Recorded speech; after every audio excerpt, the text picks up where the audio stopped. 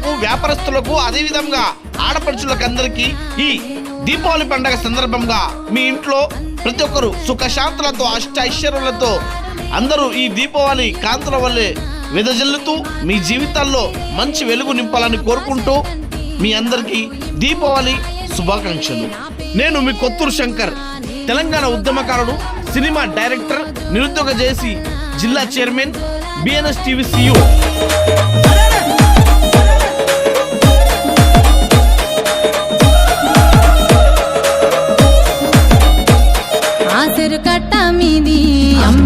మీకు కూడా ఇలాంటి ఎన్నో యాడ్స్ కావాలనుకుంటే కాల్ చేయండి 9666663076.